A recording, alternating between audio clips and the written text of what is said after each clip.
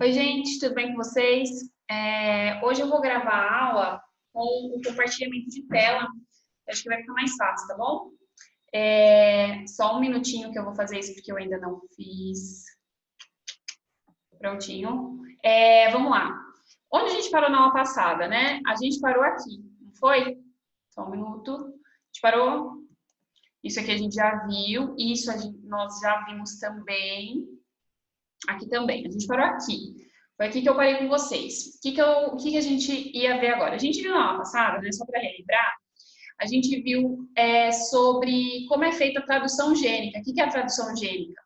É a replicação, é a produção de proteína, a síntese de proteína pelo RNA, né?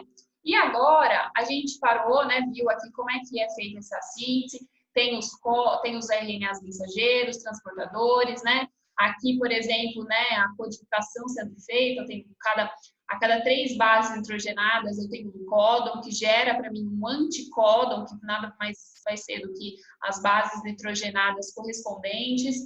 E aí eu produzo um aminoácido. E um aminoácido, a partir desse anticódon. E um aminoácido é uma molécula que forma a proteína, né? Uma junção de aminoácidos são as proteínas. A gente viu isso aqui, mostrei para vocês na aula passada, nas aulas que eu já gravei. Isso aqui acontecendo, né? Então, o ribossomo, ribossomo é uma organela que tem a capacidade de sintetizar proteína, produzir proteína. E ele faz isso junto do RNA, dos RNAs, né?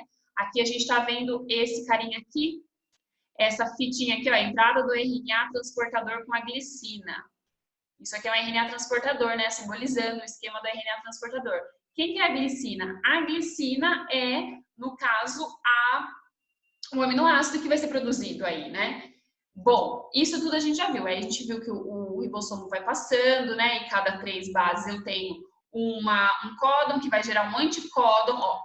Um códon que vai gerar um anticódon, que é esse A aqui, que vai me fazer com que eu produza um aminoácido, né? Aí o ribossomo vai passando, né? E aí a gente vai chegar, esses aminoácidos vão se unindo, né? E a síntese de proteína vai se dando, ou seja, a produção da proteína, né? Aqui está produzindo a proteína, ó, cada um é como se fosse um tijolinho da proteína. A síntese da proteína vai se dar quando o ribossomo atingiu um códon de parada. Foi aqui que a gente parou. Tá. Só que a gente tem uma diferença de genes procarióticos e eucarióticos. Vamos lembrar que genes procarióticos são aqueles que seriam no caso das células das bactérias, que possuem célula procariótica. O que é uma célula procariótica mesmo? É aquela que não tem um núcleo organizado, né? Em bactérias, no caso, então, a molécula de RNA mensageiro, desculpa, né? Esse M aqui é de mensageiro. Se tivesse um T, seria transportador. Ela transcrita, quando ela está transcrita, ela vai ter, em geral, uma instrução, né, para a síntese de mais de uma cadeia polipeptídica, correspondendo, portanto, a mais de um gene. Então, corresponde a mais de um gene essa produção, essa síntese da cadeia polipeptídica. Quem é a cadeia polipeptídica? É a cadeia de proteína que está sendo formada. Quando eu tenho mais de um peptídeo, né, quando eu tenho um peptídeo, é porque eu tenho ligação peptídica. O que é ligação peptídica? É o tipo de ligação que se faz entre um aminoácido e outro aminoácido, tá? Quando eu tenho isso, o que está acontecendo? Tá formando a cadeia polipeptídica, né? Já nos eucarióticos, que é o caso de nós, por exemplo, e de todos os seres vivos que possuem células eucarióticas, ou seja, célula que tem núcleo organizado, a regra é cada RNA mensageiro vai ter instrução para um único tipo de polipeptídeo, correspondendo, portanto, a um único gene. Um único gene apenas faz esse trabalho. Aqui, eu tenho mais de um gene. Em quem? Em procariótico. Essa é a diferença, né? Só para a gente ver a diferença entre procariótico e eucariótico. Em procariótico, é mais de um gene que trabalha aí, né? Que tem a instrução para mais de uma cadeia polipeptídica, né? Porque, em geral, esse gene... esse RNA mensageiro, ele vai ter instrução para mais de um tipo de cadeia, né? Não é o caso das eucarióticas. Então, nos eucarióticos, Cada RNA mensageiro vai ter a instrução para um único tipo de polipeptídeo. Cada RNA mensageiro, apenas um único tipo. Então, está relacionado a apenas um único gene. Aqui tem um esqueminha, né? Vamos lá. Seres eucarióticos. Vamos primeiro nos eucarióticos. Unidade de transcrição. O gene A. O gene A tem um pré-RNA que faz a transcrição gênica e vai fazer depois a tradução gênica. A transcrição gênica, o que é? Transcrição é produção de RNA. Lembra que é a partir do molde da molécula de DNA que se produz RNA? E aí esse RNA mensageiro vai fazer a tradução gênica, a tradução dos códons e anticódons. Lembra? Do códon, né? Vai ter um códon nesse RNA mensageiro que gera um anticódon. E aí esse anticódon vai fazer com que se produza um específico aminoácido. E aí com isso eu vou ter um polipeptídeo, porque aqui, ó, eu tenho vários aminoácidos já. Pensa como se fosse um colar de pérola. E cada colar desse de pérola, cada bolinha, eu tenho um aminoácido. Aí eu formo minha proteína. Já nos seres procarióticos, eu vou ter unidades de transcrição que mais de um gene produz a mesma proteína. Então, nesse gene aqui, né, eu tenho o DNA, que eu tenho gene 1, 2, 3, e depois a transcrição, né, a tradução gênica vai formar vários polipeptídeos, estão vendo? Então, está correspondendo a mais de um gene. Bom, o que são introns e exons, né? A apostila lá atrás, né, para vocês um pouco de modo um pouco aprofundado, mas eu vou considerar isso, acho que é importante a gente conversar, mas não fiquem muito preocupados porque nunca vi questão de vestibular pedindo introns e exons, né? Mas como a gente nunca sabe se tem uma primeira vez, vamos lá. O que é o intron? Nada mais é do que a região que não é traduzida. Então, eu tenho lá meu RNA. No meu RNA, onde não é traduzido, onde eu não tenho tradução gênica, não vai codificar aminoácido, não vai produzir aminoácido, não conseguiu codificar. Essa região é chamada de intron.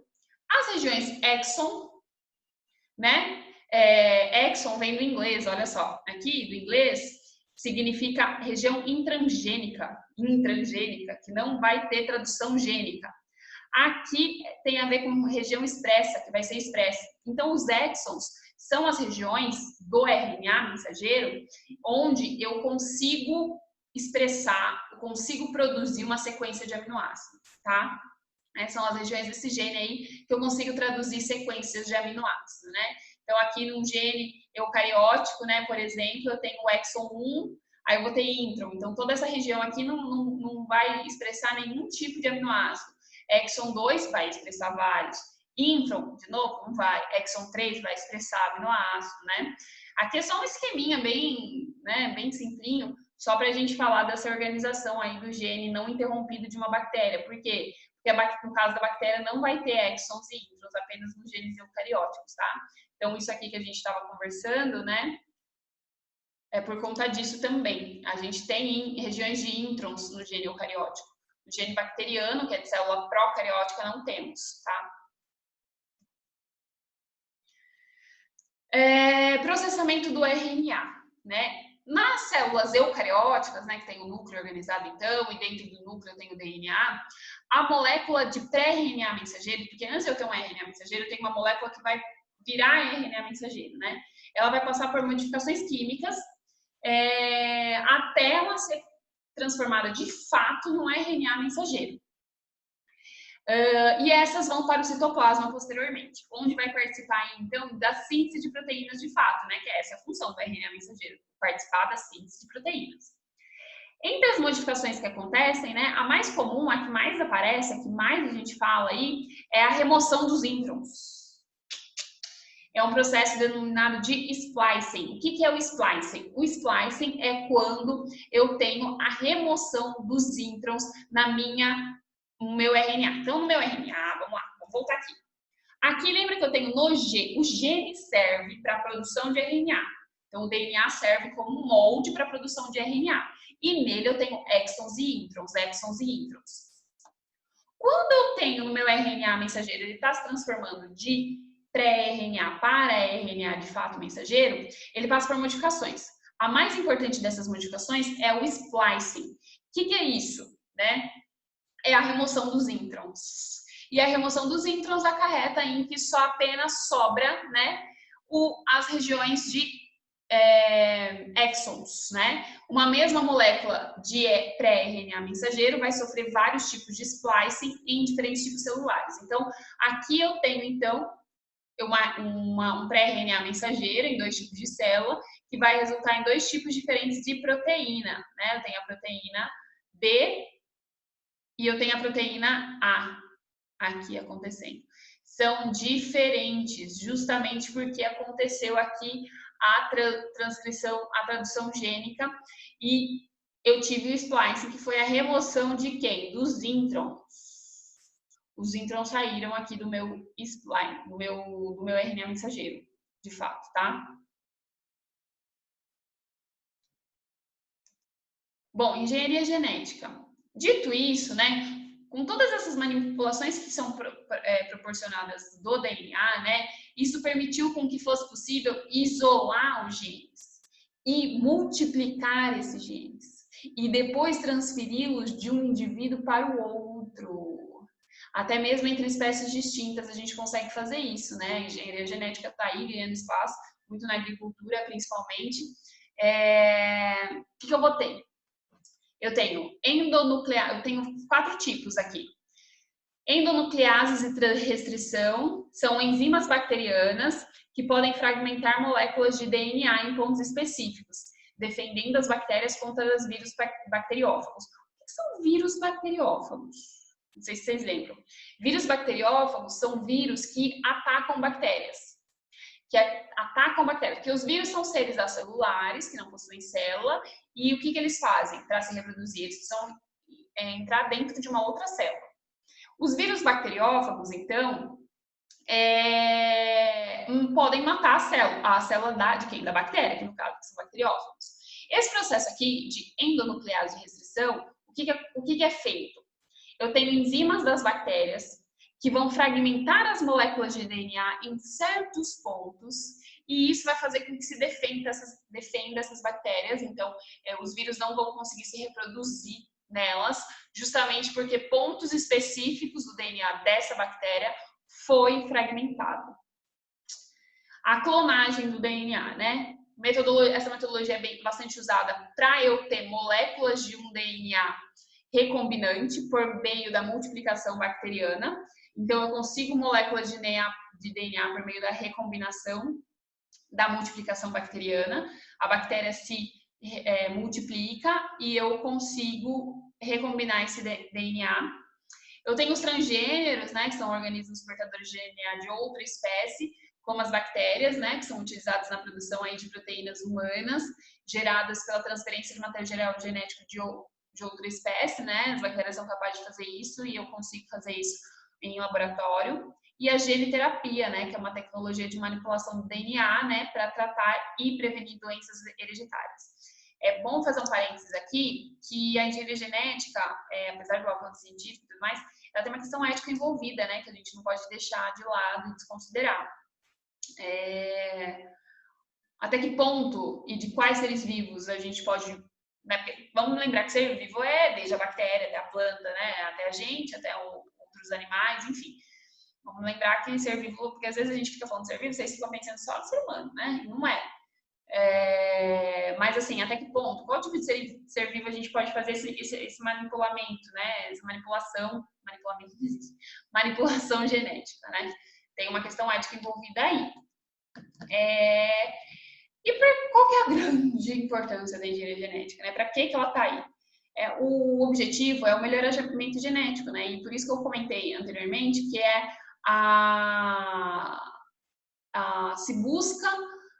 se usa muito na agricultura, né? Então, o melhoramento genético de alimentos, né? Aqui no caso tem milho, né? É uma metodologia que vai permitir com que se selecione e eu aprimore as qualidades de uma espécie, seja qual for, né? Tendo em vista para que essa espécie vai ser utilizada pelos seres humanos, né? E aí eu faço cruzamentos, né? O que eu posso fazer, né? Tem um processo chamado de vigor híbrido ou heterose, né? Que é o cruzamento entre 2 determinadas variedades de milho, por exemplo, e que vai produzir, em relação às variedades parietais, plantas mais vigorosas, né, maiores, resistentes a doenças, com espigas maiores, mais uniformes, mais bonitas, que vai ser mais agradável para o paladar das pessoas, né? A visão das pessoas, né? Um milho bonito você vai comprar, um milho que está estranho e feio você não vai querer, né? E essas plantas híbridas, elas vão apresentar qualidades superiores às linhagens puras, né? Nesse caso.